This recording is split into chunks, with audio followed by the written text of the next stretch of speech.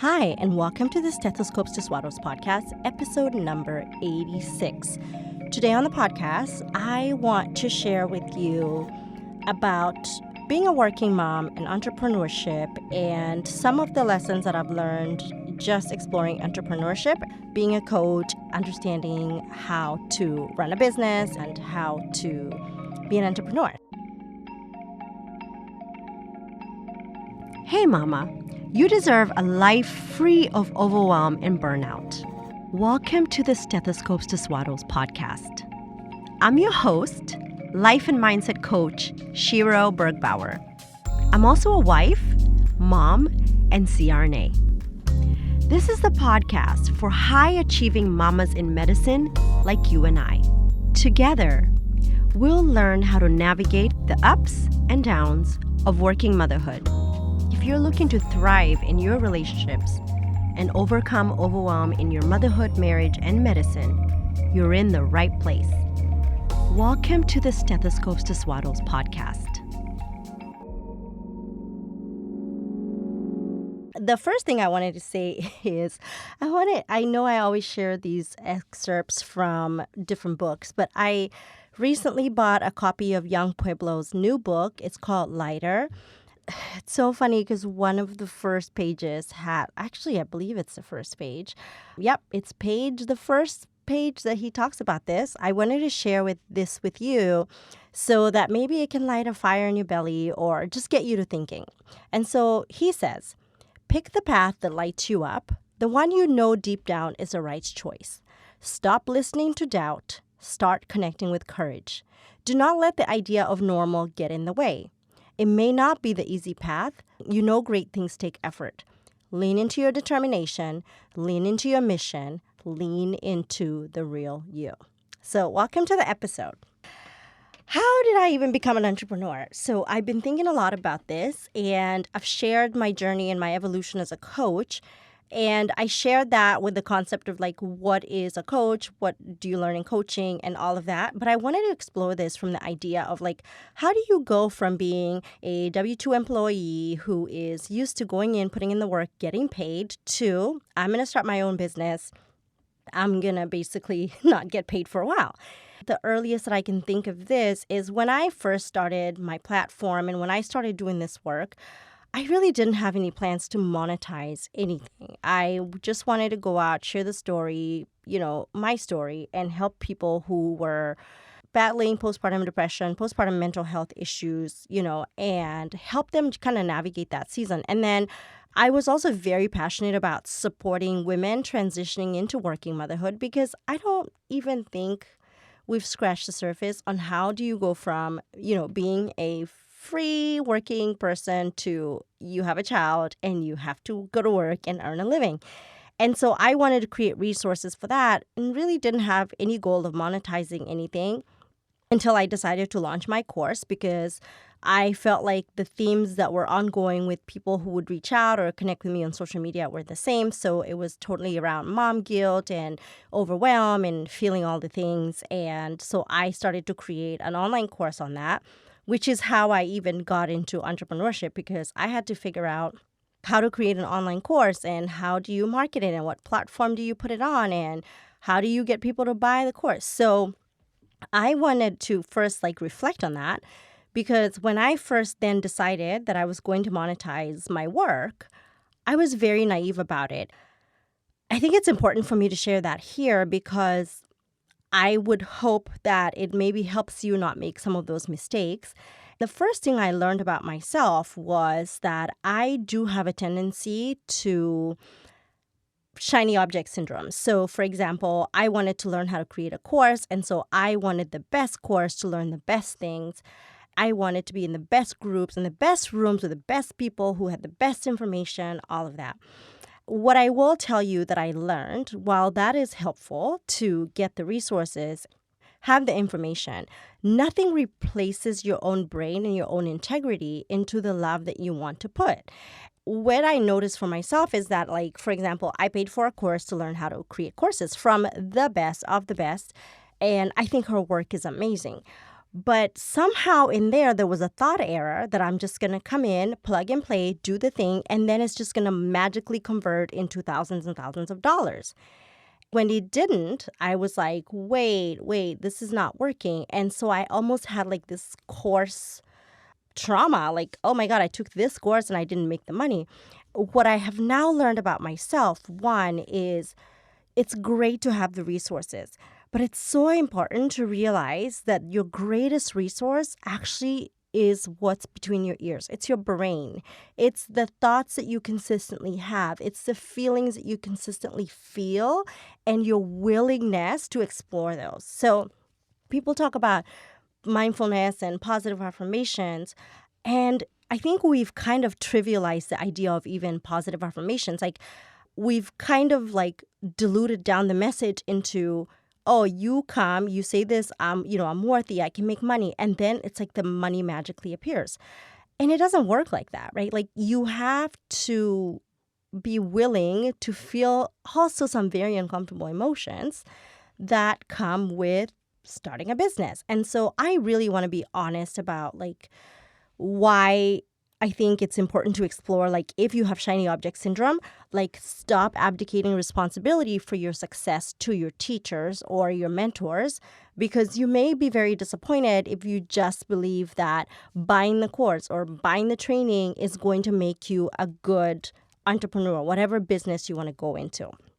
So that was my first thing. I think that was my biggest lesson learned in, especially, I want to say, 2020 and 2021 was a year of like, oh, I'm going to sign up for this course. I'm going to sign up for this mastermind. I'm going to sign up for this.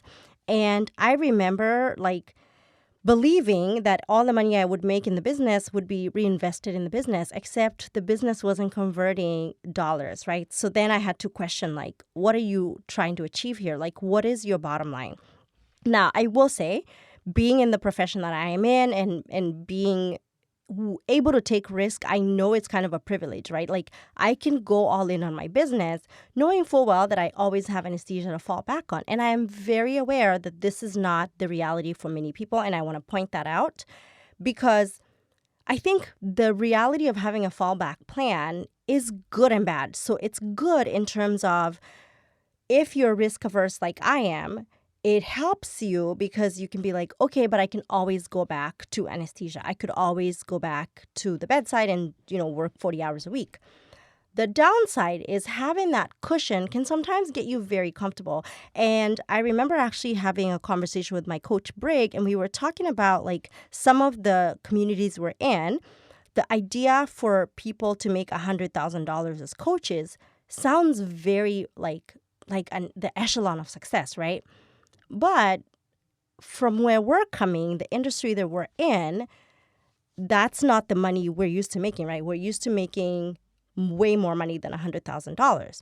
And so we have to be very aware of ourselves, the way we show up in those spaces, because when somebody celebrates making $1,000 and you start doing the mental math and you're like, oh, that's 5 hours of work in anesthesia, you lose appreciation for the effort that it takes to create that amount of money and the value that you have to go out in the world and give to create that amount of money. So I see this also in like my friends who are going into aesthetics or other side businesses in anesthesia. It's where there's almost like this indulgent thought that the money should just flow and it should be bigger than anesthesia money, or it should be bigger than money in medicine. And what I want to offer you is, if you're just dipping your toes into entrepreneurship, or if you're an entrepreneur, like, to be very conscious of that, because it can be the reason, it can be the limiting belief behind why you're not creating value in the world and why you're not making money,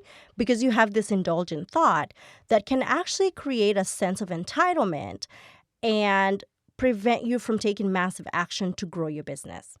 The availability of that safety net, right, can be a blessing, but it can also be a curse in terms of what do you do with that information, right? Like, for me, I know that if I woke up tomorrow and my entire coaching business fell to the ground, I still have two options. I have the option of going back and rebuilding the coaching business, or working full-time as a CRNA. Like that is always available to me. And I don't take that for granted. I'm so grateful. So the way I approached it with a lot of coaching, I'll be very honest about that, was to decide that my anesthesia business is the investor of my other business, my entrepreneurship journey. And so I had to like really, really coach myself mentally to show up in my anesthesia job knowing full well that I value that job, because it's very easy to start realizing, wait, I'm worth much more than I'm paid here in anesthesia, and you start getting like dismissive or entitled in the anesthesia job, and you're not appreciative of that job per se. If you are venturing into entrepreneurship and you're a CRNA or in the medical field, I just want to offer you that thought, like be very cognizant of how are you appreciating the big job, right? Because in the beginning, for most of us, we don't have the flexibility to go from full-time employed with a side hustle to dropping the full-time employment and going all in on your business, right? So if you're in a side hustle state right now, treat your primary job as an investor. Like if you went to Shark Tank and you told the sharks, I need $10 million, and they gave you $10 million, you would not answer their phone calls when they call you to discuss the business, right? Like you wouldn't, half-ass and do some work, don't do some work. Like you would take it very seriously. So one of the things I had to coach myself on was how I was showing up at my anesthesia job.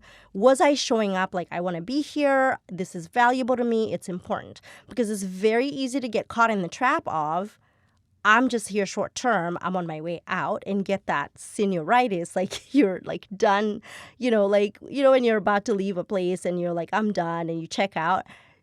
I just want to offer you, like, check your thoughts on that so that you don't show up that way in your business.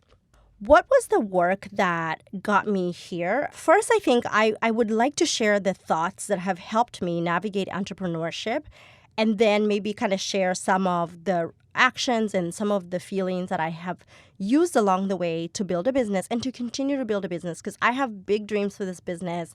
I have big goals, and my goal is to really help so many women change their lives and to create so much value in the world that my success would be inevitable because of the value that I'm giving. I always strive to create so much value in the world so that my work speaks for itself. We have a saying in Kiswahili that says, Chema chajiuza kibaya chajitembeza. And what that means is a good thing sells itself and a bad thing will walk around the market begging for attention. What I want to build, the ethos of my business, is that I want it to be a good thing that has so much value, that changes lives even for people who don't pay me to work with me or buy any of my products, that it changes their life. So it's a good thing that becomes a great thing that creates so much value in the world. So I want you to think about whatever your business idea is, what value is that business creating in the world? Let's say you're in aesthetics. What is the feeling that you're going to create that your customers are going to feel? So it could be, let's say, for me, I will say, from a maybe not a vanity perspective, but my mother is about to be 60. She looks amazing, but I know I have my dad's genes too. So I know that maybe my wrinkles will show up earlier than others. So I feel self-confident in knowing that I'm kind of cheating the code here to have the same skin as my mom, right? So the emotion that gives me of confidence and, self-pride is what you're selling to me when you're selling to me aesthetics. Or let's say I don't like the circles under my eyes and I get frustrated when I put on makeup. Even though I love myself unconditionally, there's something I want to level up. And then you sell me this product that's going to take this problem away from me. So you're selling me the value of the emotion that I'm going to feel after I get the product. When you're speaking to your people, ask yourself, what value am I giving? I'll give you another example of value without even paying for is in one of the groups that I'm in, somebody posted the Stanley Cup. And I'm sure unless you've been living in Iraq and you're not in North America, those are the only two reasons why you've probably never heard of a Stanley Cup. But it's all the rage right now. And those cups come with a straw. And so I had recently had a conversation with my dental hygienist about using straws to drink water. And she was telling me, she's like, it gives you like smoker's lips and it gives you these wrinkles. And so the funny thing is, then I was talking to my esthetician, who is also a good friend of mine, and we were having that conversation about the drinking water and like avoiding straws. But in this group that I'm in, one of the ladies who is like a guru in the aesthetics business, she was like, ladies, please don't use the straws in these cups, right? So everybody was like, what do you mean? And so she explained the whole concept of the smoker's lips and the wrinkles, right? So she was able to use her expertise to maybe give somebody a little glimpse of value without them paying for her services. So I just want you to think about it in that perspective. Like, what's in it for your customers, even the ones that don't pay you? So the way I look at it sometimes is like on this podcast, I'll share things that maybe I'll cover concepts that I work with my clients, because there will be a person that will listen to it and maybe use that information to make some changes in their lives. And that's of value to them. So I always want to have these episodes like transformative in the sense of, even though you're not paying to listen to this podcast, you still get value out of it. And the depth of the value is my work to like build that body of work so that you can have this to listen to. So like even with this podcast, I know it's not going to be for everybody that listens to my podcast, but I think there's lessons to be learned from making mistakes as an entrepreneur that any person can learn, even if you're just applying for a new job. Like, what mistakes do you not make? And how do you appreciate like the life that you have? So the first thought that has served me so well, fully, wholeheartedly, is that I have this thought, and it starts with, I believe it's a fact, but I know it's a thought. And that is, I come from a long line of entrepreneurial women. And I want to share with you two little quick, insights into my maternal heritage. So my maternal grandmother, she was first in her family to go to school in the colonial era. She worked at a bank. She had a great job. She was an entrepreneur. Growing up in Kenya, my grandmother would, like once a month, she would take this bus to Uganda, which is a country next to Kenya. She would take this bus on like a weekend trip, go to Uganda, buy a bunch of stuff, come back and sell it for a profit. And as a child, like that's how I knew my grandma. So, and it would be like, it could be clothes, it could be shoes, it could be whatever. And then like in one season, I remember I was 5 or 6 years old, my grandmother started buying fish. And she would have these like big like cauldrons, like fry fish, fried fish. The whole place would smell like fish. I thought it was amazing. I was like, my grandmother is like, people come to our house all the time and they're buying fish and all the things. And then she would also go to like Europe and buy things and come and sell them. So she traveled a lot and she invested in land and properties. So growing up, even though my grandmother did have an office job before I was born, the her that I knew as a child, like she had already retired from the bank by the time I was, old enough to figure it out. She was always selling something. Even as she was older, she had cattle and she would sell milk and all the things. Like I grew up seeing that aspect of like, depending on your business to take care of your family and also like different streams of income. And I didn't think about that at all until like I was an adult. And I was like, when I'm creating a business and I was like, I don't know why I'm so scared to have a business. Like my grandmother was an entrepreneur and so was her mother, my great-grandmother. My great-grandmother, she was like 4'8", max 4'10". She would sell these like heavy cast iron like pans.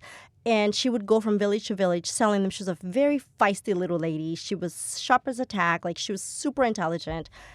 And when I think about that, I'm like, of course, like, it's in my bloodline. Like, it's in my DNA that I would also be able to create value and serve people and help people. My father's side of the family, my paternal heritage, is very much a line of teachers. And I bring this in to say that even as a little girl, like I was around so much teaching and I didn't understand how that would influence me later in life. And as I've grown, I've come to understand like one of my gifts that I can share with the world is teaching and explaining concepts that maybe are very simple to me, to people so that they can understand them better. So when I believe that thought, like my heritage, my DNA has prepared me for generations to be doing this work, to be giving value in the world, to create meaningful change in the world. It's like my belief is so sold on that it's almost like, why wouldn't I? Why wouldn't I use that God-given gift, that God-given DNA to make change in the world? Like, because we know teachers like impact change in the world. So as a person who comes from a long line of teachers, it is my duty to like continue that generational work, right? Okay. The second thought that has gotten me so far is the thought that the goal here is in perfection.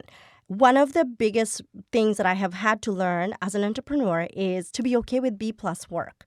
So to show up, even though I don't have the perfect podcast outline, to show up, even though I don't have all my thoughts figured out on a certain topic, but I know that I can share what I already know on that topic to help somebody have a little transformation in their lives, right?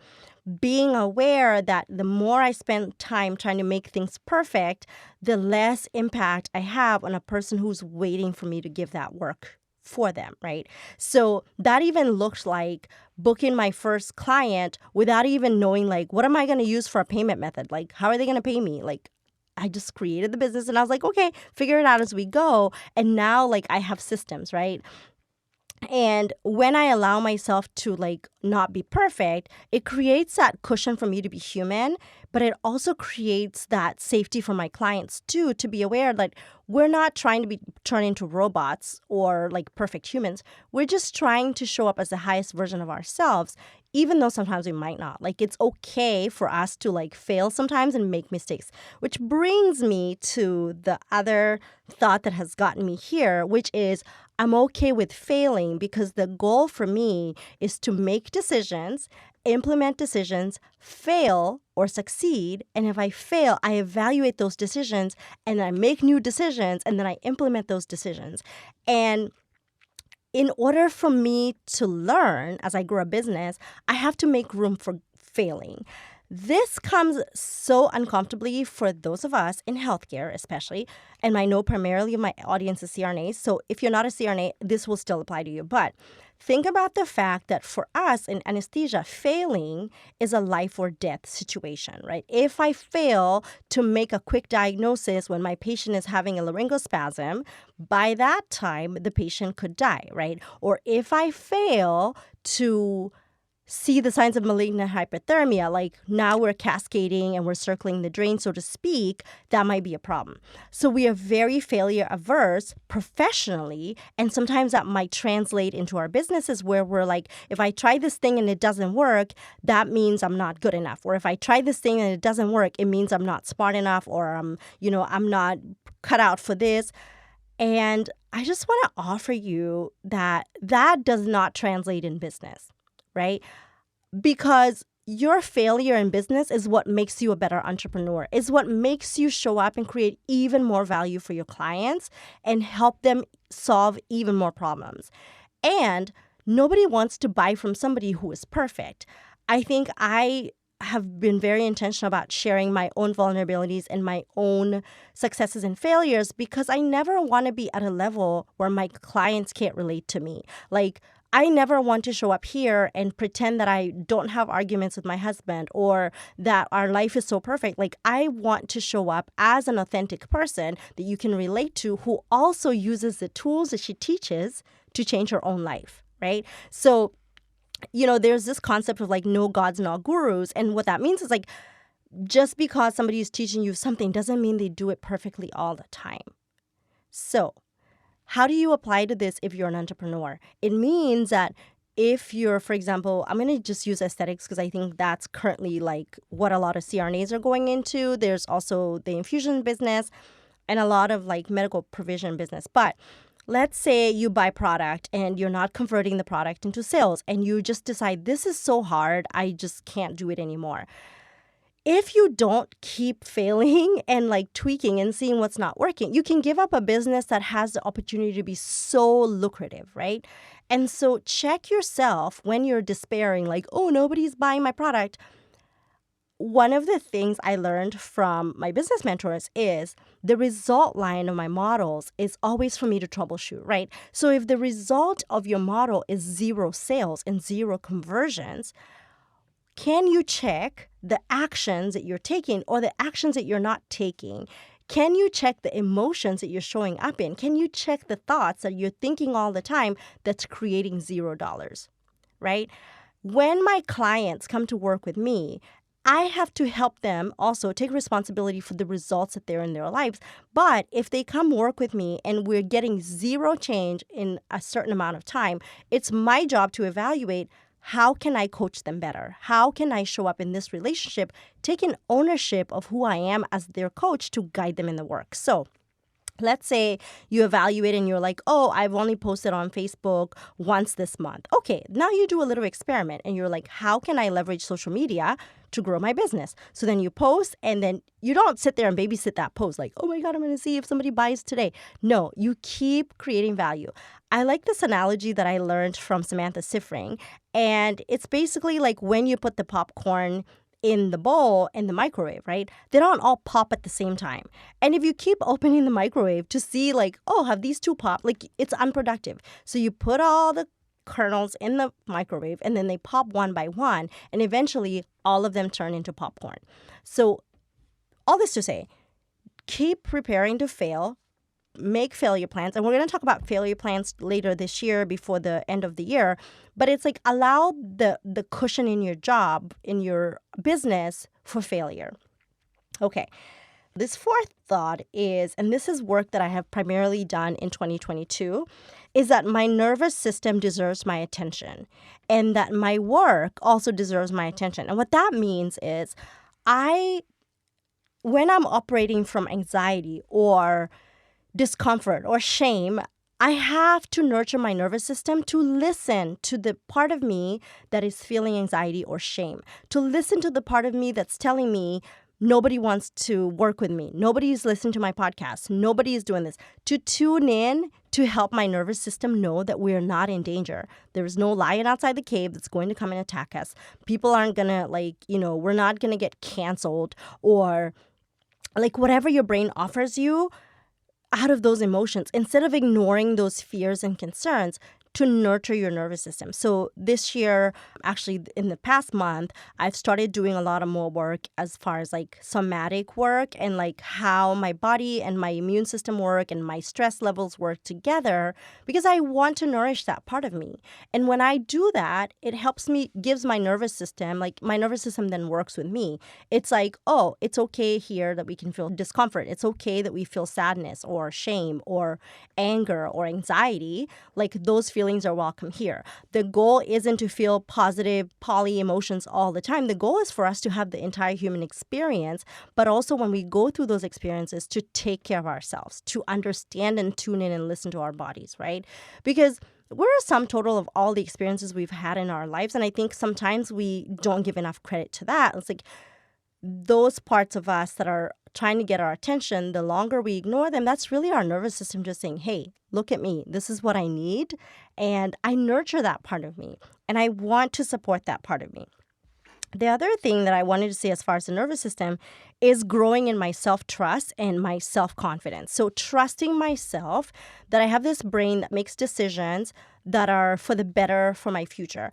And what I wanted to even encapsulate in that is, when I trust myself, it's also like having to work with the thought sometimes that the answers come from like reading the books or taking the courses, and asking my brain questions to help me answer the client questions that I have, the needs that I have, right? Because as much as resources are amazing, when I am trying to process certain types of information, I have to rely on my own brain, and I have to trust that my brain has the answers. As a person who has primarily understood things from reading all the books and having all the research and all the evidence-based stuff, it's very easy for me to shift to, I don't have the answers. I have this certification that solves this for me, or I have to have these credentials so I can have the answers. And one of the things that I've worked with my own coach is like, I do have the answers, maybe not as succinctly put as the resource would do it, but I have the answer because I'm a human, right, who can process and metabolize information. And so the other thing as far as self-trust is like giving myself permission to make courageous moves. And, earlier this year, I made the decision to go to a per diem position, my full-time employment. And that meant letting go of the possibility of a beautiful pension at the age of 62. And what I had to do in order to keep my nervous system feeling safe and secure is that I stayed at the employer. I shifted my employment status, but I kept my job there because my nervous system could not handle the thought of like we're all out, right? So I stayed there. And when I go to this job, my work-life balance has been so much better, and I can focus more on my coaching business with more flexibility in my schedule, with more adaptability, and I can pick up anesthesia elsewhere during the week, but it's not as taxing to my time and my energy as my previous full-time job was. So I had to have the courage to reach out to my chief and say, hey, I want to take this shift. And this didn't happen like overnight. This was almost like it happened organically for me because I was at a, I guess, crossroads. Should I pursue a leadership position or should I go all in on my business? And when I didn't get the leadership position, that for me was like, okay, this is not the path for right now. Can we explore this path and go all in? And so I went per diem. I still do anesthesia during the week, but my schedule looks totally different. My work-life balance is totally different. And I call that counterbalance around here. I go all in on my job, I go all in on my parenting, and I'm able to like balance my time in order for me to grow this business, in order for me to even show up for my coaching clients. Because what I had to decide was the best decision for me was to leave my full-time employment to grow my coaching business and give my clients more flexibility of myself. And that also required me to, which I was going to talk about in a little bit, it required me to have better boundaries and time management around my business. So when I first started, when I was working full time, I was coaching on the weekends, coaching later in the evenings, and I started to notice that my boundaries were getting a little blurry. And so going all in on my business allowed me to say, okay, I only coach Monday through Friday. And I only coach during these times. And then when I'm all in on coaching, I'm all in on coaching. And then I shut my office door and I'm done with work. And then I can go focus on my family. And on the weekends, it's all about my family, all about spending time with my daughter and my husband. And I've been able to balance that, even though in the beginning it required for me to have a little bit of an imbalance. And I'm actually going to redo the time management podcast. I'm going to redo it with a new, fresh set of eyes. I want to and work-life balance, because I want to do it from a place of like, sometimes you have to go all in on your business and go, but for short periods of time. So it's a matter of, are we playing long or are we playing short? And you can go work in short bursts and go all in. And then you always make sure you always go along. So I'll do a podcast on that in the future. But that for me has been also like important. And when people are like, oh my God, you have an anesthesia job, you have a coaching business, you're a mom, I want to say a couple of things. One is I have a ton of help, and I realize that's not the case for many people, right? So my husband is very, very supportive, and fortunately, since COVID, has not had to travel for work, which makes my life so much easier, right? We also have full-time childcare for many reasons, including the fact that my husband could literally find out that he's traveling tomorrow on like that. And I can't like change my work schedule and my coaching schedule overnight. So we are fortunate in that aspect, right? But I also want to be very clear. I have very, very serious boundaries around my time management. So I check my time management. I'm very intentional about how I spend my time, even though sometimes there are lapses, like I'll over scroll on social media or I'll find myself just like wasting time. But for me, like how I usually plan out my day and my life is that I first schedule my rest. So when I say I am done working, I will, like, except for Friday nights, I will be in my bedroom at 8 p.m. I will be asleep by 9 p.m. Like, no ifs and buts. Even like we actually just started a neighborhood bunko night, and I'm like, it's 8 o'clock. I gotta go. But for me, that's important. Like, rest is so important to my body. I have always needed sleep. I'm not the kind of person that can sleep for 2 hours and go on my business. So I prioritize my rest. I prioritize getting my self-care. I prioritize my meditation practice, my mindfulness practice. I prioritize taking care of myself. And this year, especially this quarter, my biggest focus is to prioritize my body's movement, because one thing I'm learning about my body is how much it stores stress and how much it stores like actually a lot of traumas. And so trying to work through that like means that I have to nourish my body and take care of it in ways that I hadn't done before. The other thing that I've done a better job with, especially in the last 6 months, is tuning into basically my mind and the states that I'm in all the time and taking better care of myself. Being very intentional about the people I'm surrounding myself with, the people who have access to me, the people who I have access to, and the kind of influence that I want to have, the environments that I'm thriving in, and the environments that maybe impede my thriving, and removing myself from those environments. So I think time and boundaries are so important, but I think for me to be able to be an entrepreneur and a mom and a wife, it has been very, very, very crucial.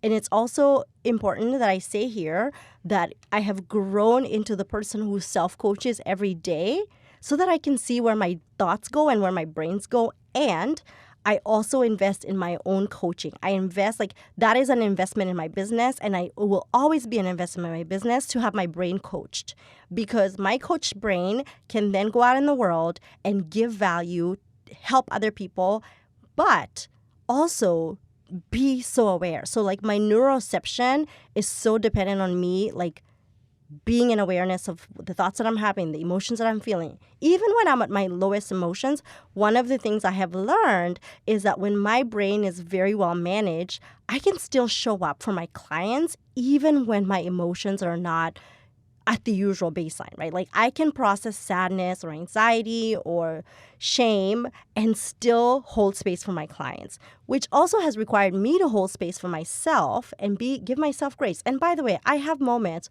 where I'm so unkind to myself mentally that I'm just like, wow, I cannot believe you're doing this to us. Okay, so I just want to make sure I say that. All right, the last thing that I want to say is that being an entrepreneur is a different level of responsibility in terms of taking massive responsibility for the results of your business, right? Like the revenue of my business has a lot to do with the thoughts I'm thinking all the time, the emotions I'm feeling all the time, right? The actions I'm taking. And so for me, I think the biggest growth in being an entrepreneur is the area of responsibility, because when you're required to take responsibility for the results in your life, you look at it from a different lens, right? And it's not like I have, full-time employees yet that like count on me to like for their sustenance, right? But an example for me is right now I have my podcast producer and I need to pay her every month. And my revenue, right? Like part of my revenue is revenue that goes towards paying her. It's part of the revenue that goes towards paying for Zoom, paying for all these things. Now, it's easy for me to throw other money into my business, but I had to take responsibility of saying, okay, this is my business bottom line this month. This is how much money we generate in this business in order to pay the bills. So I treat the business as its own separate entity so that I can continue to practice that responsibility. As the business grows, I want to have that continued responsibility. So if you are considering going into entrepreneurship or you're already in entrepreneurship, and you're like, oh my God, I don't know, I'm not attracting customers, I don't know what to do, please re-listen to this podcast. Like, please be open to taking massive responsibility.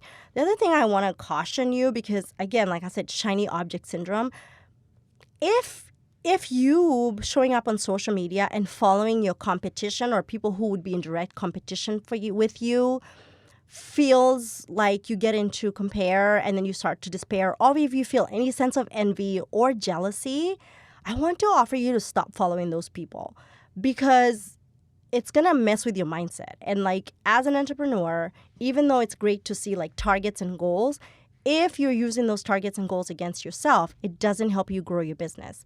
It's only going to impede the growth of your business. So unfollow those people, just follow your ideal clients, show up, give them value, like love on your people, even the ones that don't pay you.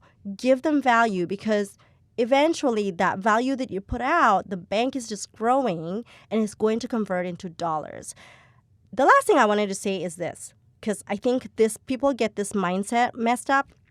And it's like the idea that you're taking money from people, so it feels like uncomfortable. And what I want to offer you is this. There is a girl, and I don't know, because I never watch these shows because I don't watch TV much. But there was a girl, I think she was a 90-day fiance, and she was literally selling farts in a jar. People were buying these farts, and she made over $100,000. So before you worry about taking money from other people, just realize there are people who are paying to buy farts in a jar. Okay, so if you are, for example, a coach or you're in aesthetics and you're like, oh my God, I'm taking money from the people and they're paying for my Botox and I'm making this profit, I want you to reconsider the fact that you are not selling them the Botox or the coaching. You're selling them the results that they have in their life as a result of the product, and that is valuable. So you're not stealing money from people's pockets, right? Like the point of a free economy is the exchange of money and value. And so when you feel yourself like, oh my God, I feel so terrible, I feel like I'm taking money from other people, that would be a good time for you to go back and listen to my Money Mindset podcast so you can realize that money is always in flow and we're not taking money from anybody. We're not robbing anybody. You create value even for people that don't pay you. And so the people that pay you are just a direct result of all the value you put out in the world. Which also, before I forget, when you've been a W-2 employee for so long, you actually associate a personal value, your hourly value, as the amount of money that the business pays you, the hospital pays you, as your hourly value. I want to challenge you that that is actually incorrect. So the way I know this is because what I know my employer makes from me providing anesthesia to my patient is not how much they pay me directly. So I'm worth even more. So if you're charging for your services, I want you to have that awareness. Like you're worth more than like the dollar amount, like the hourly rate. Like you're worth more than that. And like create value in the world that shows that and demonstrate that. Show up, love on your people, create value. When you find yourself losing focus of the reason you're in the business and making the business mean about you and the dollar amount in your bank account, that's when you stop creating value in the world. When you focus on your clients and the people that you help and the change that you can provide in the world, you will always be in flow with the money because it will mean that you care about them enough. So if you know anybody who is in entrepreneurship but is a mom in healthcare, send them this podcast. Tell them if they're struggling, they need to listen to this. If you're a mom in business and you want to like really get coached and work on your mindset, this work is valuable and I can totally help you. So go to stethoscopestoswaddles.com/consultation, book your free 1-hour consultations with me. We'll work together. We'll help you build your business, but we'll help you do it from the mindset perspective. We'll help you navigate the overwhelm that comes with being a working mom and an entrepreneur. I can't wait to help you. That's all I have for you today. I'm going to end with another Young Pueblo because, I love me some Young Pueblo. So I'm going to end with, this one is for all of us. And it says, when you create something, do not watch its progress with attachment and anxiety. Create it and let it go. Give it to the world and let it be. Feeling stressed over the outcome and radiating vibration of agitation does not help you or your work. End quote. That's all I have for you today. I'll see you next week. Bye. I'm Shira Bergbauer, and you've been listening to the Stethoscopes to Swaddles podcast. New episodes are out every Monday. These episodes are created by me, Shira Bergbauer, and produced by Cassidy Mitchell. If you enjoyed this show or found it helpful, please rate it and review us on Apple Podcasts. If the concepts I share on this podcast resonate with you, or you're ready to change your relationships and mindset, I can help you. If you'd like in-depth, personalized support, I'd love to invite you to apply for my Life and Mindset coaching program. Just imagine you and I every week working together as I teach you the tools to up-level your life. To book your free 1-hour consultation call, go to www.stethoscopestoswaddles.com/consultation. You're doing a great job, Mama. Have a great week. Bye now.